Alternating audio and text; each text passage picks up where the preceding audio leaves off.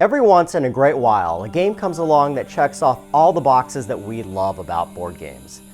This time, that game is Dark Ages from Boards and Dice, an historically based civilization building game that features area control, action selection, tech trees, and variable player powers, all wrapped together with a classic Eurocentric mechanism.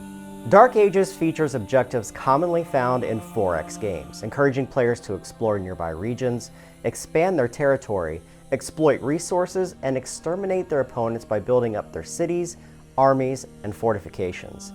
This is a big, expansive 1 to 8 player game where players are free to customize their civilization through an expansive and highly varying collection of culture cards, each fundamentally changing the way in which players might approach their objectives.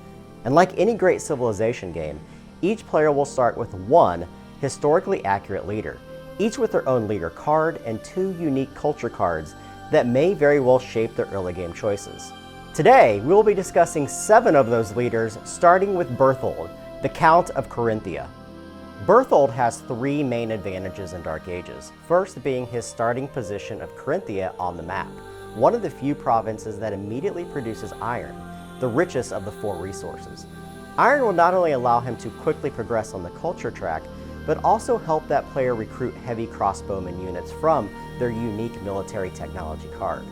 Berthold's level 2 heavy infantry crossbowmen are one of the best archers in the game, providing an incredible set of stats that will allow that player to easily defend areas from threatening invasions.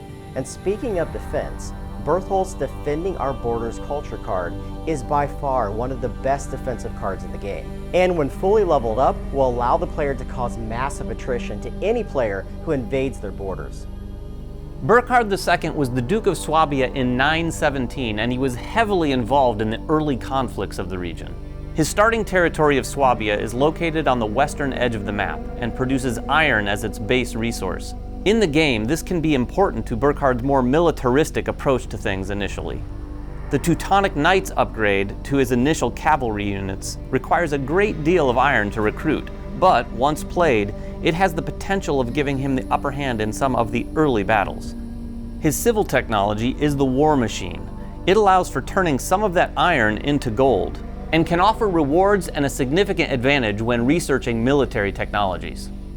Albrecht I, Count of Spoleto, rose from nothing, eventually earning himself the position of Count through a combination of military genius, battlefield tactics, and ability to make alliances. From his position of power within Spoleto, you will be able to play cards that represent these alliances that he can make. The first culture card is Mediterranean Traders, which allows him to earn gold at a faster rate than other players. In addition, his support from the Barbarians culture card allows him to recruit infantry and grow his army every time he defeats barbarian troops. Albrecht's playstyle allows for a little flexibility, and his starting position gives you the option to expand in a few different directions. Mojmir II, King of Moravia, and his Magyar horse archers are a force to be reckoned with. These unique military units come equipped for all 3 waves of battle in the Dark Ages, meaning they can attack during the archer, cavalry, and infantry phases. Of course, to be this agile, they can only wear so much armor, but they'll likely be able to take out their enemies from a distance before they come in and tromp over whoever remains.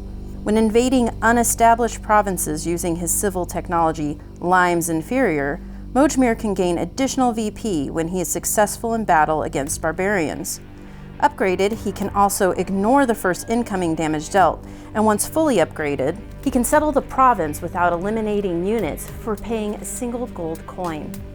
In 912, Henry the Fowler succeeded his father Otto as the Duke of Saxony, located in the northwest region of the map. While the natural resource of Saxony is wood, some neighboring territories contain stone, which is key for Henry building a strong defense.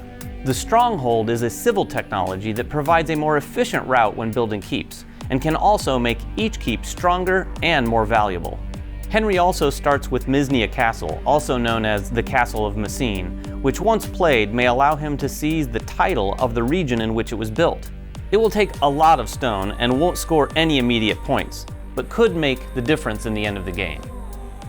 Margrave of Saxon-Ostermark controlled Italy through a combination of power, wealth, and an intimate relationship with the Pope, to whom she bore a son. Her power base is in Tuscany, where she has easy access to the leather needed to recruit infantry and archers.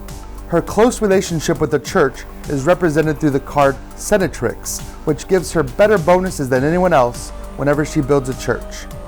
In addition, her defensive Tuscany fortifications allow her to protect her borders by building keeps in all of her surrounding cities. By playing Moravia, you have a good chance of playing a defensive strategy that rewards long-term play and defensive archer support. Next is Jarrow I, commonly labeled the Great, who finds residence in the stone-building province of Margrave.